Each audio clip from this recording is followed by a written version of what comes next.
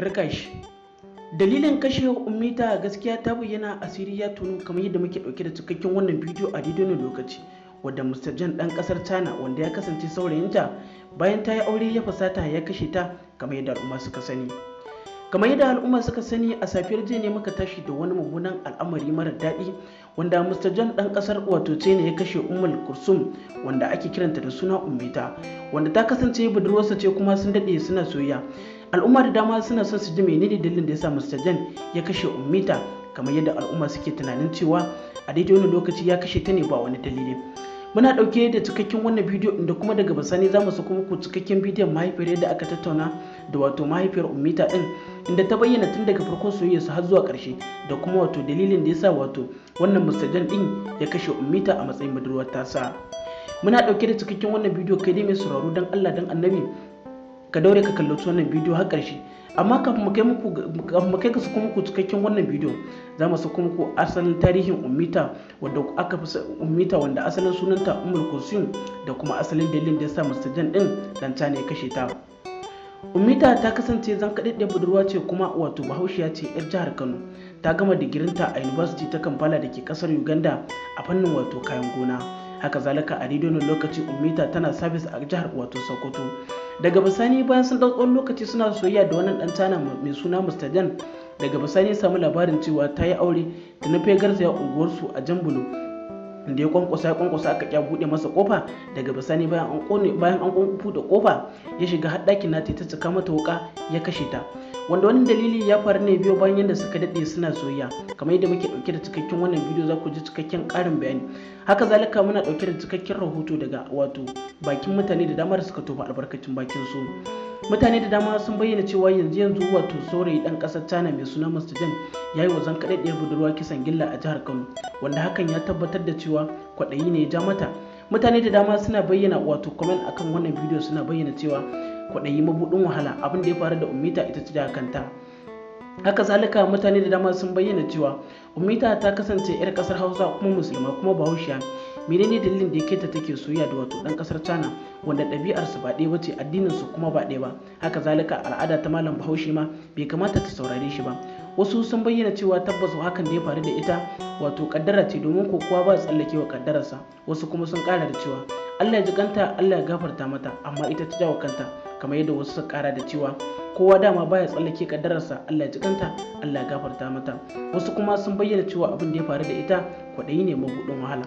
Muna ɗauke da cikakken rahoto kamar yadda wato mahaifiyar Ummita ɗin ta fito ta yi wani cikakken bayani bayan ya kashe ta, domin ko Ummita a shi ma bayan sun gama soyayya da wannan ɗan China Mr. Jan ta yi aure. Kafin mu kai ga sako muku cikakken wannan bidiyo, dan Allah dan Allah muna buƙatar waɗanda ba su dangwala mana subscribing ba su daure su dangwala mana subscribing kamar haka, gami da ƙararrawar sanarwa, domin ku hakan shi ne ke ba mu damar sanar da ku da zarar mu ɗora sababbin bidiyon a wannan cuta mai albarka mai suna fuskar arewa. Bayan kun kallaci wannan bidiyo, ku danna mana likin akan wannan bidiyo, sannan ku yi comment akan wannan bidiyo.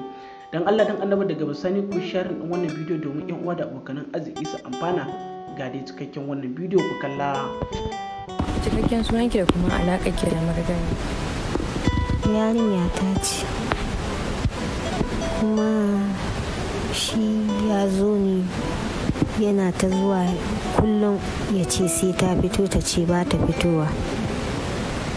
Sai lokaci ɗaya bugun ya ishe ni sai ni buɗe, ina buɗe bankaɗi ni ya shiga ya caccake ta da yuƙa. Ina kururuwa ina ihu, mutane sun ka zo kayan a kai ta asibiti. Allah ya yi. Wurin karfe nawa ne wannan abin ya faru? Kuma karfe 9:30 na dare. Ku kaɗai ne a gidan, babu wasu maza ko inda za su iya kawo tallafi? Babu kowa, yara na ne kawai mata a gidan. Yayanta ya fita kuma mahaifinta ya rasu, to shine kuma ana ruwa ba mutane sosai. Ina ta ihu ina neman mutane, can Allah ya kawo wani shi ma ya haura ta windo ya taimaka, ashe ya riga ya aibata ta. Sanda ya shigo gidan kenan rufe kofaye da ku a ciki sai abin da wallahi ni da ina bukata a kwato min hakkina. Ya haƙuri. Amma tuntuni daman sun daɗe suna tare ko kuma yanzu ne? sun daɗe suna tare, amma ta yi aure ta bashi sun rabu. To kuma sai Allah ya kawo mijin dai sun ka rabu da shi. To shi ne kuma sai yake ta bibiyarta, dole wai sai ta hito ya ganta ko da yaushe, kuma ita ba ta son kullum yana zuwa. Daman yana shigowa cikin gidan ne ya riga ya san yadda yanayin gidan yake, tunda har daga bakin gate ya ture ki ya shigo straight zuwa ɗakin. Ba a son ya shigo haka kawai, da yake shi bai da ganewa. To shi ne yake shigowa, ba masu mu yi ta kura shi, mu yi ta kurarsa baya tafiya. To shi ne idan ni ce zan je a faɗa mu police station, kin gani shi ne yara na su ce ɓata suna ne, don yarinyar mu za a ɓata mata suna. To shi ne nake hankura. To sai yanzu kuma Allah ya wa'adinta, ya mirɗe ta bugunta, ya dinga caccaka mata yuka, ina ihu ina kiran mutane. Can Allah ya kawo wani mutum guda, ana ruwa, yanni ce ya shiga windo ya taimaka mata. To shi ne ya fito mana da shi, shi ne hankaci rufe shi, hankaci baya zuwa ko ina, ya kwace ya tsere sun ka kamo shi. Yanzu kenan an riga an kama shi. An kama shi yana hannu. Ita ce ake ta fara koko akwai? Ita ce yata ta fara mace, amma akwai ma yayanta guda 2 maza.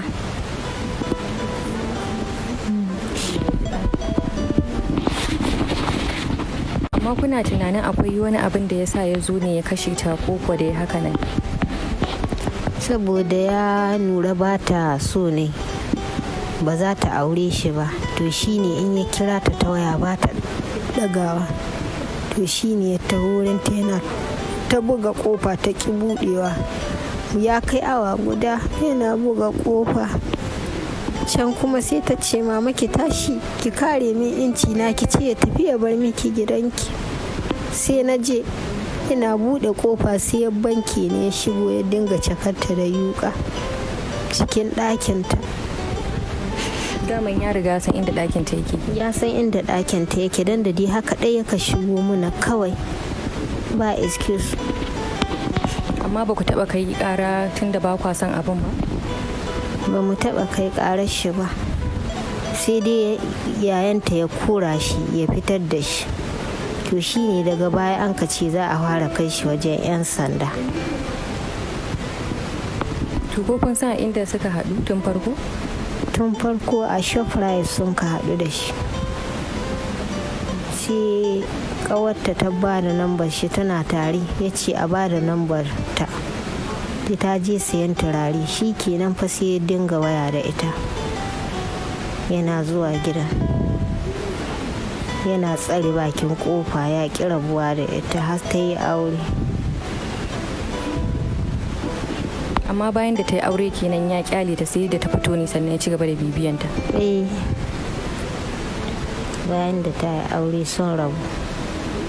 To shi kuma lokacin mijinta sai ya ga kamar chatin suke yi a lokacin da shi, kuma chatin din tun na da ne, sai ya dinga cewa suna tare.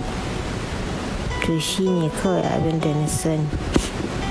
Shi ne ma za a iya cewa kenan abin da ya jawo rabuwar aurenta da wancan? Ba shi ba ne, Allah ne da ya raba su kawai. Ko kin san kaddara ce ta Ubangiji. Auren su ne sun kai. Amma to ko ta taba mai alkawarin cewa za ta aure shi ne tunda har ya kasa rabuwa da ita yake ta bibiyanta haka? Lokacin dai kafin ta yi aure ta ce za ta aure shi. To saboda uwayen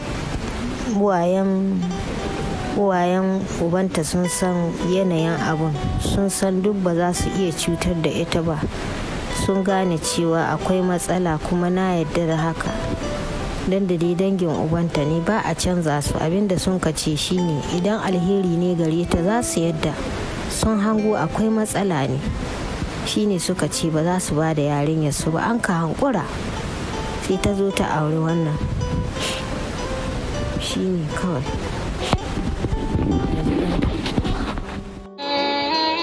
Assalamu alaikum wa rahmatullah. Sunana Abdullahi Yunus, mai cibiyar maganin musulunci na Kashful Ali.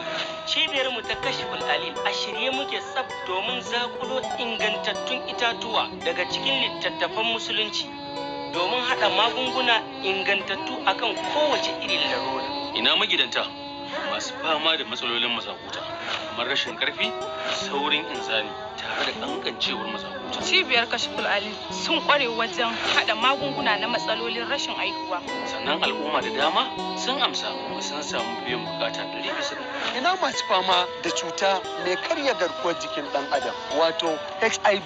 Muna ba da magani kuma ana warkewa gaba ɗaya daga cutar insha Allah.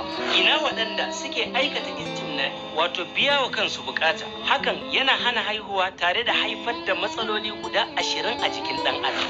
Ina masu fama da ciwon zuciya ko cutar hawan jini ko ciwon sikila, duka muna ba da magani. Ƙarƙashin cibiyar mu ta Kashful Ali mun tanaji ingantattun magunguna domin ƙona matsalar aljanu, iska, sihiri ko samu ko aiki aka maka muna warwarewa da yardan Allah. Za ku same mu a babban hedikwatar mu da ke Maiduguri, babban layi daidai gefen masallacin Yorubawa. Saman bene shago mai nan bada. Sannan a jihar Kano muna ƙarshen gidan zu cikin tsohuwar tasha daidai Outpost Police Station.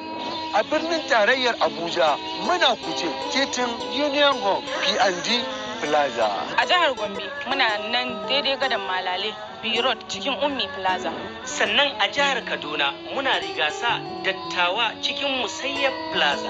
A jamhuriyar Niger muna babban kasuwar Maradi kallacin tsohuwar likitan Maka Grand Marche da Maradi. Sannan cibiyar mu ta Kashful Ali a shirye muke tsab domin tura magunguna a duk inda kuke a faɗin duniya.